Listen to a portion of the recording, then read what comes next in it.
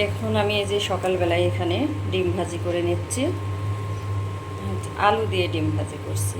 আর এখানে যে ঢেঁড়স ভাজি করব কেটে নিয়েছি। আর এখানে পটল দিয়ে, আলু দিয়ে আর চিংড়ি মাছ দিয়ে রান্না করব। আর এখানে আমি যে মশলা বেটে নেব রেডি করে নিয়েছি। আসসালামু আলাইকুম, কেমন আছেন আপনারা? আশা করি ভালো আছেন। আমরাও আল্লাহর রহমতে অনেক ভালো আছি এবং সুস্থ আছি। তো গতকালকের ব্লগে আপু ভাইয়ারা এত সুন্দর সুন্দর কমেন্ট করেছেন। কমেন্ট দেখে আমার অনেক ভালো লেগেছে, অনেক খুশি হয়েছি যে আমার পরিবারের জন্য, আমার মেয়ে দুটার জন্য আপনারা এত দোয়া করেছেন, এত ভালোবাসা দিয়েছেন। তো সবাইকে অসংখ্য অসংখ্য ধন্যবাদ এত দোয়া করার জন্য, ভালোবাসার জন্য। আমিও আপনাদের দোয়া করি, আপনাদের পরিবারের জন্য দোয়া করি। আপনারা যে যেখানে আসেন সবাই যেন খুব সুস্থভাবে নিরাপদে থাকতে পারেন। এই যে দেশের বাইরে থেকেও আপুরা ভিডিও দেখে, আবার আমাদের দেশের আপুরাও ভিডিও দেখে। কারোর সাথে তো ওইভাবে কোনো পরিচয় নাই, চেনা নাই, জানা নাই, শুধু ইউটিউবের মাধ্যমে আপনাদের সাথে পরিচয়। তারপরেও আপনারা এত ভালোবাসা দিচ্ছেন, এত ভালোবাসছেন। জানি না এত ভালোবাসা পাওয়ার যোগ্য কিনা আমিও আপনাদের পাশে আছি, সব সময় সাপোর্ট করে যাচ্ছি, যাব যতদিন আসি। জানি না ইউটিউবে কতদিন আসি, কতদিন থাকবো, কিন্তু যতদিন আসি ততদিন সাপোর্ট করে যাব আপনাদের। আপনারাও আমাকে সাপোর্ট করবেন, আমার পাশে থাকবেন। আমার দুইটা মেয়ে, আমাদের দোয়া করবেন আল্লাহ যেন আমাকে ভালো রাখে, সুস্থ রাখে, এবং আমার দুইটা মেয়েও যেন ভালো থাকে। এখানে ডিম ভাজিটা হয়ে গিয়েছে, 2 পিস করে কেটে নেব।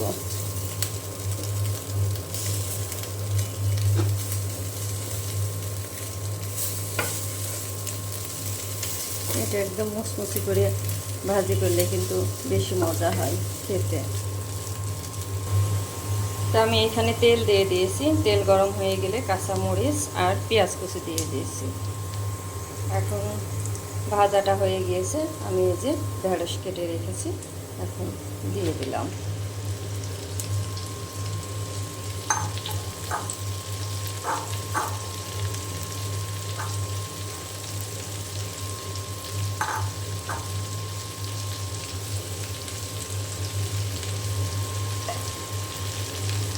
এখন আমি দিয়ে দিলাম পরিমাণ মতো হলুদের গুঁড়া আর স্বাদ মতো লবণ।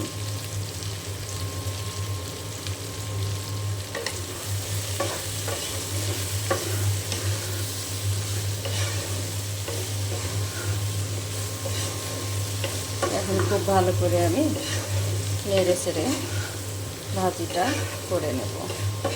আজকে আবার চিংড়ি মাছ রান্না করছি, ভয়ও লাগছে, কারণ ছোটো মেয়ের অ্যালার্জি বের হয়েছিল, সেদিন অনেক অ্যালার্জি বের হয়েছিল। গরুর গোশ রান্না করেছিলাম, প্লাস গরম, এখন গরমে হচ্ছে না গরুর গোশে হলে বুঝতে পারিনি, কিন্তু আজকে তো চিংড়ি মাছ রান্না করব, ভয়ে লাগছে কি না হয়। কিন্তু ছোটো মেয়ের তো আবার চিংড়ি মাছ খুব পছন্দ।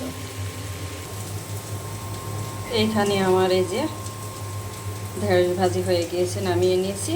আর এখানে আমি পটল আর আলু ভেজে নিচ্ছি।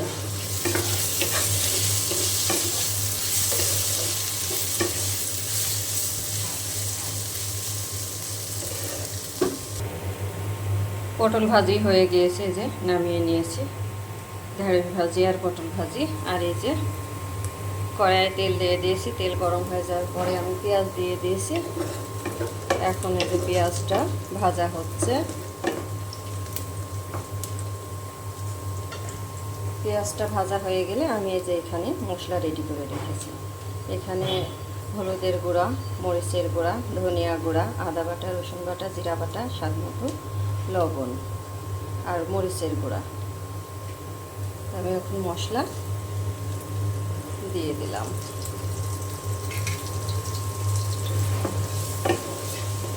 এখন মশলা খুব ভালো করে আমি তেলের সাথে কষিয়ে নেব। প্রতিদিনকার মতো আমার ভাইয়া আপুদের কাছে আজকেও একটি কথা বলি। আমার ভিডিওতে লাইকের সংখ্যা খুব কম। লাইক দিতে আমার ভাইয়া আপুরা হয়তো ভুলে যায়।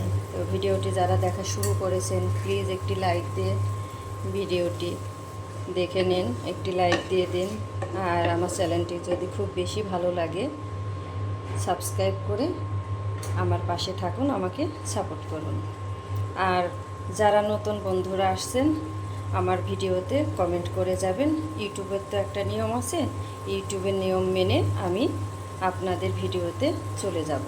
আমি সবার ভিডিওতেই কিন্তু এইভাবে যাই, ইউটিউবের যে নিয়ম আছে নিয়ম মেনে কিন্তু আমি ওই ভিডিওতে যাই। যেহেতু আপনিও ইউটিউবে কাজ করেন, ইউটিউব সম্বন্ধে আপনারও তো অনেক কিছু জানেন, সেজন্য যারা কমেন্ট করে যাবেন আমি কিন্তু পরবর্তীতে ওই কমেন্ট ধরে আপনাদের চ্যানেলে আবার চলে যাব। মশলা খুব ভালো করে কষিয়ে নেওয়া হয়ে গিয়েছে, এই যে তেল ছেড়ে দিয়েছে। আমি এখন এই যে চিংড়ি মাছ দিয়ে দিলাম। আমি অল্প করে একটু হলুদ মাখিয়ে নিয়েছি চিংড়ি মাছে।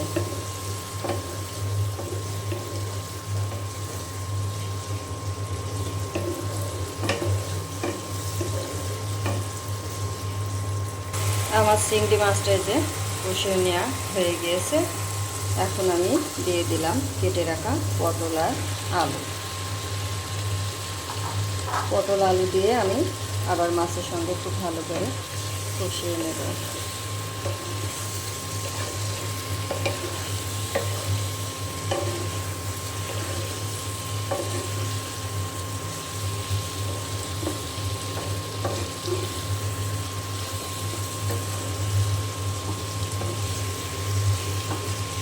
এখানে চিংড়ি মাছ দিয়ে আলু দিয়ে আর পটল দিয়ে কষিয়ে নেওয়া হয়ে গেছে।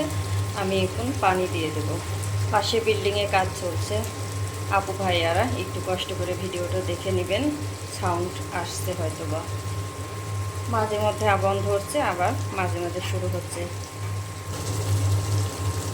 পানি দিয়ে দিলাম সিদ্ধ হওয়ার জন্য।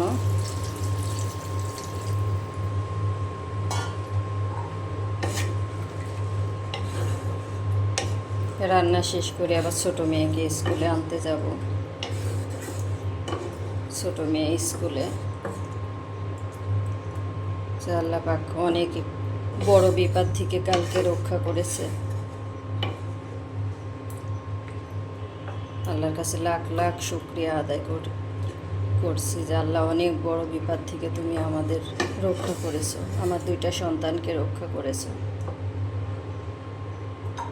দুইটা মেয়ে, আমার দুইটা মেয়ে, আমার দুইটা মেয়ে, আমার কলিজা। এখানে চিংড়ি মাছ দিয়ে পটল আলুর তরকারি রান্না হয়ে গিয়েছে। আমি এখন এই যে নামিয়ে বাটিতে বেড়ে নিলাম। দেখতে মাশাআল্লাহ অনেক সুন্দর হয়েছে, খেতেও মনে হচ্ছে অনেক মজা হবে। এইভাবে পটল দিয়ে আলু দিয়ে চিংড়ি মাছ দিয়ে রান্না করলে কিন্তু অনেক মজা হয় খেতে। আর এখানে আমি এই যে আম নিয়ে এসেছিলাম বাজারের থেকে, তাই ভাবলাম যে একটা কেটে রাখি, ছোটো মেয়ে স্কুলে থেকে আসলে ছোটো মেয়ে বড় মেয়ে দুই মেয়েই খেতে পারবে, ওই জন্য আমি এখন কেটে রেডি করে রেখে দেবো। এখানে আমার রান্না শেষ হয়ে গিয়েছে। এই যে এখানে হচ্ছে ঢেঁড়স ভাজি, আলু দিয়ে পটল ভাজি, আর এইখানে পটল দিয়ে চিংড়ি মাছ দিয়ে আলুর তরকারি। আমাদের আজকের দুপুরের খাবার এইটাই। আর এখানে যে আম ছুলে নিয়ে আসলাম, আমি এখন এখানে বসে বসে কেটে নেব। তো এখানে আমি এই যে আম কেটে নিয়েছি, একটা আম না পেকে গিয়েছে, আর একটা কাঁচা ছিল, কাঁচা পাকা একসঙ্গে মিক্সড করে সুন্দর করে মাখাইলে খেতে ভালোই লাগবে, খারাপ লাগবে না। আমি এখানে মরিচের গুঁড়া দিয়েছি, লবণ দিয়েছি আর চিনি দিয়েছি।